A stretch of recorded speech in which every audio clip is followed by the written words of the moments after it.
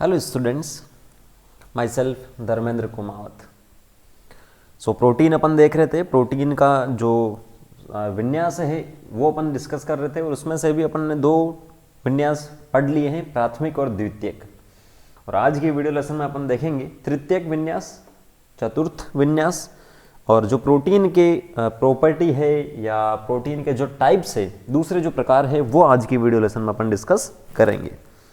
ठीक है, so start अपन करते हैं। अगर आपने लास्ट वीडियो लेसन नहीं देखा तो वो देखिए, प्राथमिक और द्वितीय वाला, जिससे इजी होगा इस लेसन को समझना। तीसरा जो अपना प्रकार है प्रोटीन का विन्यास का, वो है टर्शरी स्ट्रक्चर या तृतीयक संरचना। टर्शरी स्ट्रक्चर या इसे अपन बोलते हैं तृतीयक विन्यास या तृतीयक संरचना बोल सकते हैं, सिंपल सा। अब इसके अंदर क्या होता है, जैसा कि प्राथमिक में अपन ने बोला कि लीनियर होता है, बिल्कुल सीधा सा होता है। सेकेंडरी में अपन ने बात की थी कि कोइल होता है, हेलिकल होता है। ठीक है, तो टर्शरी जो स्ट्रक्चर है इसमें क्या होता है, हेलिकल मतलब जो कुंडलित पॉलीपेप्टाइड होती है इस टाइप से। पेप्टाइड बॉन्ड मैंने आपको बताया था, पॉली का मतलब बहुत सारे पेप्टाइड बॉन्ड होते हैं, तो कुंडलित होगी, लेकिन इस कुंडलित में क्या होगा, फर्दर और ज्यादा कोइलिंग होगी इस टाइप से। सपोज कर लो इस टाइप से ये कोइलिंग हो गई। ठीक है, तो ये जो कोइलिंग हो रही है एक विशिष्ट प्रकार की कोइलिंग है। क्लियर, एक विशिष्ट प्रकार की क्या है, कोइलिंग है। ये जो विशिष्ट प्रकार है इसका अलग अलग शेप हो सकता है। जैसे कि अपन बात करें इस विशिष्ट प्रकार में, तो स्फेरिकल हो सकता है, गोलाकार हो सकता है, ये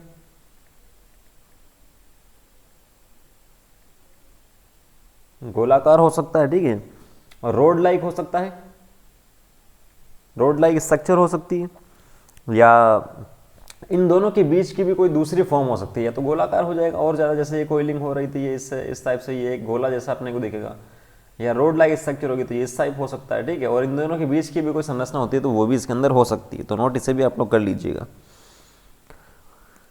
ये जो कोइलिंग है और जो ये फोल्ड है प्रोटीन के, ठीक है, इस प्रकार इनका अरेंजमेंट होता है, इस प्रकार इनका विन्यास होता है कि जो ए ध्रुवीय सिरा होता है, अपन ने पहले भी डिस्कस किया है ध्रुवीय और ए ध्रुवीय। ठीक है, तो इनकी जो कोइलिंग होती है उस प्रकार से होता है कि इनका जो ए ध्रुवीय सिरा होता है वो अंदर की ओर होता है।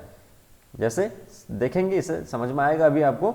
जैसे ये जो स्ट्रक्चर बताई जा रही है, इसमें सपोज कर लो कि ये वाला जो एंड था या ये वाला जो एंड है, इसमें से जो भी ए ध्रुवीय सिरा होगा अंदर की ओर होगा। जैसे ये जो ब्लैक जो पार्ट है, इसे मैं बोल देता हूं ये क्या है, ए ध्रुवीय है, तो ये अंदर की ओर होगा, ये एक्सपोज नहीं होगा। ठीक है, और बाहर की ओर जो एंड होता है, जिसे मैं सपोज कर लो ये रेड कलर में मैं बता देता हूं, इसे डार्क से थोड़ा सा जो बता रहा हूं, तो बाहर की ओर जो एंड होता है वो क्या होता है, वो होता है ध्रुवीय, पोलर जिसे अपन बोलते हैं। आगे बात समझ में, तो ये पॉइंट भी आपको ध्यान में रखना इंपॉर्टेंट है। ठीक है, टर्शरी जो स्ट्रक्चर होती है वो अमीनो एसिड की जो भी चेन होती है, उसकी जो एक्टिव साइट है, सक्रिय स्थल होती है एंजाइम की। एंजाइम के अंदर जो अपन बोलते हैं कि एंजाइम का मेन फंक्शन क्या होता है, कि जो रेट ऑफ रिएक्शन है, अभिक्रिया की दर है, उसे कम करना या ज़्यादा करना, मोस्टली जो है उसे कम ही करता है, कम समय में अभिक्रिया को उत्प्रेरित कर देता है। तो उसमें कुछ सक्रिय स्थल होता है, जैसे ये वाला जो रीजन है हो सकता है कि ये सक्रिय स्थल है और यहाँ से अपना जो अभिकारक है वो जुड़े और रेट ऑफ रिएक्शन जो है वो क्या हो जाए, यहाँ पर फास्ट हो जाए सर, तो उसके लिए भी रेस्पॉन्सिबल है। लेकिन इंपॉर्टेंट पॉइंट ये है कि इसके अंदर जो बंध होते हैं, जो तृतीयक संरचना है, इसमें जो बंध होते हैं, जो बॉन्ड होते हैं, वो 4 से 5 बंध होते हैं। क्योंकि एक तो सबसे फर्स्ट अपन बात करें प्रोटीन है, तो प्रोटीन के अंदर कौन सा बॉन्ड होता है साहब, तो होता है इसके अंदर पेप्टाइड बॉन्ड, तो ये तो होगा ही होगा, नो डाउट, पेप्टाइड बंध तो इसके अंदर होगा ही होगा। दूसरा हाइड्रोजन बंध की जो अपन ने बात की थी लास्ट वीडियो लेसन में, तो हाइड्रोजन बंध भी इसके अंदर होगा, सिंपल सा। ये दो तो है ही, सेकेंडरी स्ट्रक्चर में भी थे ये। ठीक है, तो जैसे ये पॉलीपेप्टाइड चेन लिखिए तो इसमें पेप्टाइड बंध है इसमें, और हाइड्रोजन बॉन्ड देखेंगे यहाँ पर, तो आपको ये वाला जो रीजन देखो आप, तो यहाँ लिखा हाइड्रोजन बॉन्ड, मतलब एक साइड का जो अपना जो कार्बोक्सिलिक ग्रुप वगैरह है या कोई दूसरा यहाँ पर फंक्शनल ग्रुप है, तो उसके साथ में यहाँ पर क्या हो रहा है, हाइड्रोजन बंध यहाँ पर बन रहा है। ठीक है, तो द्वितीयक बॉन्ड ये हो गया। तीसरा अपन बात करें आयनिक बंध, तीसरा जो होता है कौन सा होता है, तीसरा जो बंध होता है वो होता है आयनिक बंध।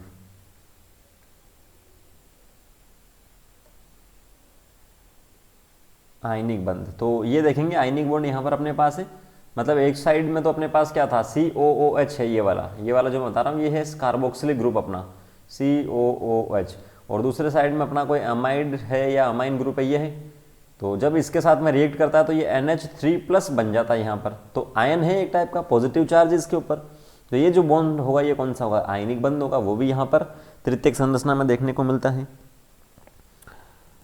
वंडरवॉल बंध आपने सुना होगा, वंडरवॉल अंतरक्रिया, केमिस्ट्री में पढ़ते हो इसे आप, तो ज़्यादा डिटेल से तो नहीं बता पाऊंगा मैं आपको यहाँ पर। वंडरवॉल अंतरक्रिया या जो वंडरवॉल बंध होता है वो भी यहाँ पर देखने को अपने को मिलता है, ठीक है।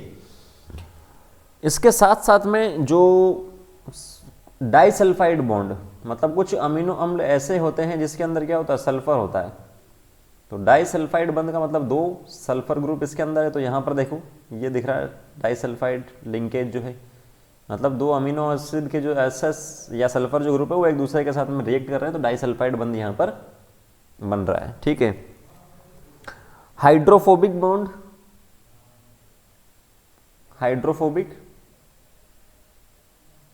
हाइड्रोफोबिक जल विरागी, ठीक है। फोबिक का मतलब क्या होता है, डर लगना। हाइड्रोफोबिक बंध, जल विरागी जो बंध होता है वो भी इसके अंदर है, ये वाला जो अंदर की ओर है, क्लियर, ये वाला।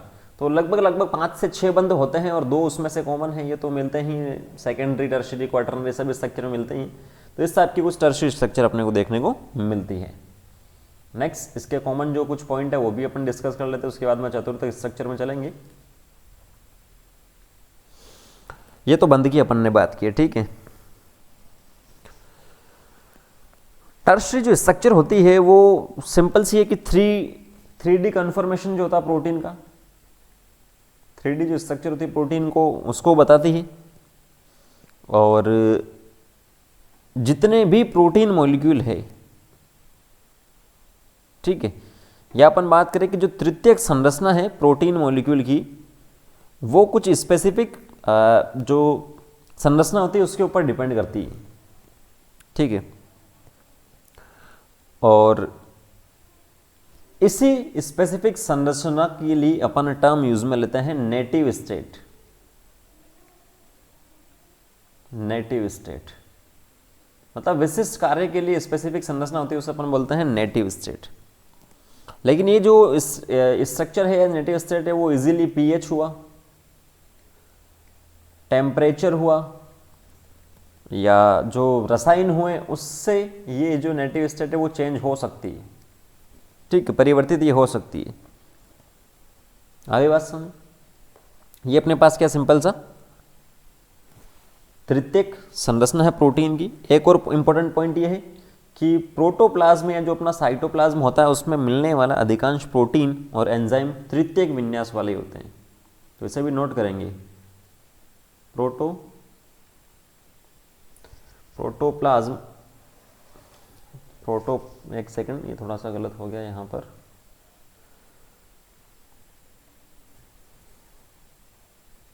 प्रोटोप्लाज्म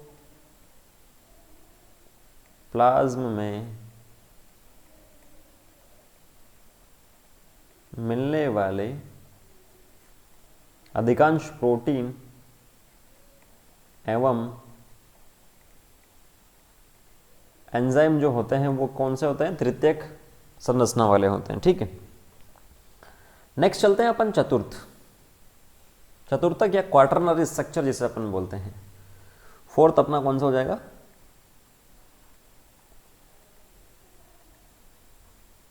चतुर्थक प्रोटीन, या इंग्लिश में इसे अपन बोलते हैं क्वार्टरनरी स्ट्रक्चर।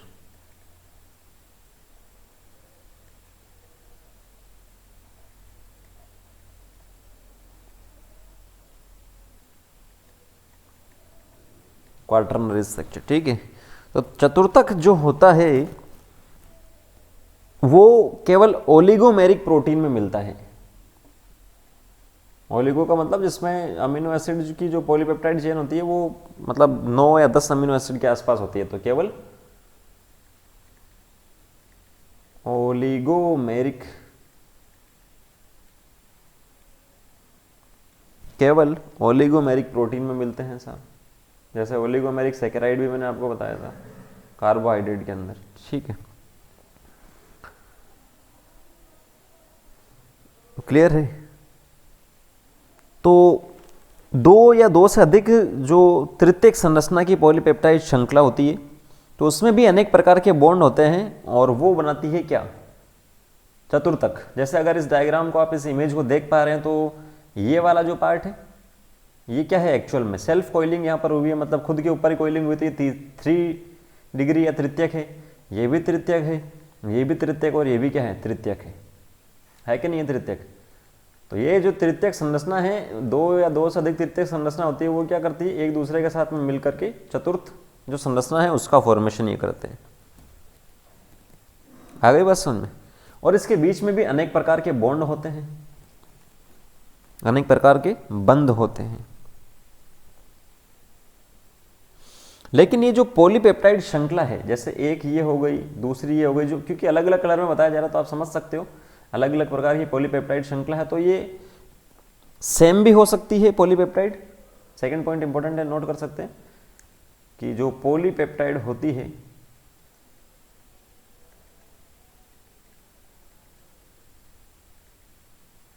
समान भी हो सकती है और पॉलीपेप्टाइड जो है वो क्या हो सकती है, असमान भी हो सकती है। अगर समान हो गई तो उसके एग्जाम्पल की अपन बात करें तो एक एंजाइम आपने सुना होगा लैक्टिक डिहाइड्रोजिनेज,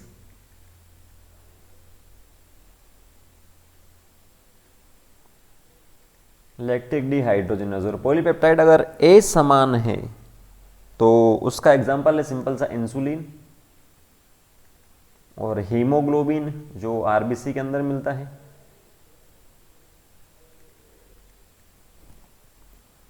ठीक है, तो ये आपको ध्यान में रखना है। एक टाइप से लिखा भी है हीमोग्लोबिन की स्ट्रक्चर जिसके अंदर 2 अल्फा होते हैं और 2 ही क्या होते हैं, बीटा होते हैं। तो 4 पॉलीपेप्टाइड चेन हो गई है, हिम ग्रुप ये होता है। इतना तो ध्यान में नहीं रखना है लेकिन ये आपको ध्यान में रखना है एग्जाम्पल केवल, ठीक है। और नेक्स्ट पॉइंट लिखेंगे कि जो चतुष्टयी संरचना होती है वो प्रोटीन के सबसे अधिक संरचना होती है, स्टेबल, मोस्ट स्टेबल संरचना होती है। प्रोटीन की सबसे अधिक स्थायी संरचना होती है। क्लियर। तो यहां पर भी अपने क्या होते हैं, जो प्रोटीन है उसके जो विन्यास है उसके आधार पर जो प्रोटीन है वो यहां पर होता है कंप्लीट। अब कुछ एक या दो इंपॉर्टेंट पॉइंट और मैं आपको बता देता हूं, उसके बाद में टाइप्स ऑफ प्रोटीन में अपन चलेंगे, ठीक है। एक होता है जो प्रोटीन है उसका डीनेचुरेशन, मतलब विकृतीकरण। प्रोटीन का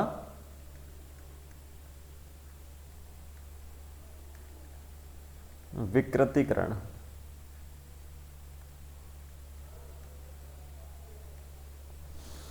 तो अगर पीएच जो है वो चेंज अपन करते हैं या तापमान अपन चेंज करते हैं या कोई केमिकल अपन लेके आता है तो प्रोटीन में जो इसकी स्ट्रक्चर है वो यहाँ से चेंज हो सकती है, जैसा कि पहले भी मैंने आपको बताया था। और उसे ही अपन क्या बोलते हैं, प्रोटीन का विकृतीकरण, ठीक है।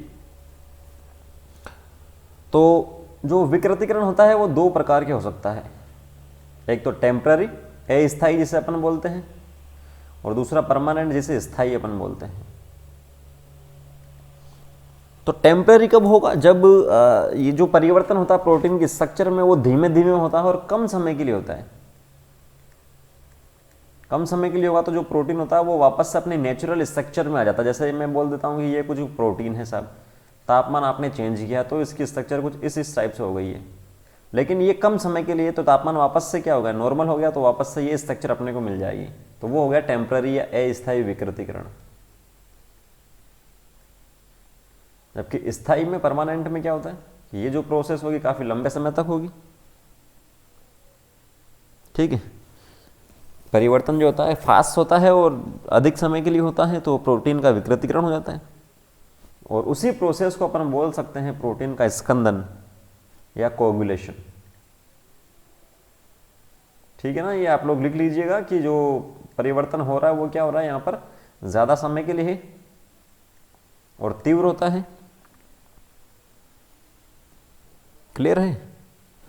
और मेन रीज़न यही होता है कि जितनी भी सेल में प्रोटीन होता है तो वातावरण में जो चेंज होता है उसकी वजह से वो उसे तो सहन कर नहीं पाते और उसकी वजह से उसकी क्या हो जाती है, मृत्यु यहाँ पर हो जाती है। क्लियर है ये पॉइंट? ठीक है, क्लियर है तो अच्छी बात है। तो अभी के लिए इतना काफ़ी है। जो प्रोटीन के प्रकार है वो अपन नेक्स्ट वीडियो लेसन में देखेंगे, आराम से मैं आपको बताऊंगा। इजी है, वैसे कोई दिक्कत नहीं है। इतना सा आप लोग पढ़ के आइएगा, एनसीईआरटी पढ़िएगा। तो देखने और सुनने के लिए धन्यवाद।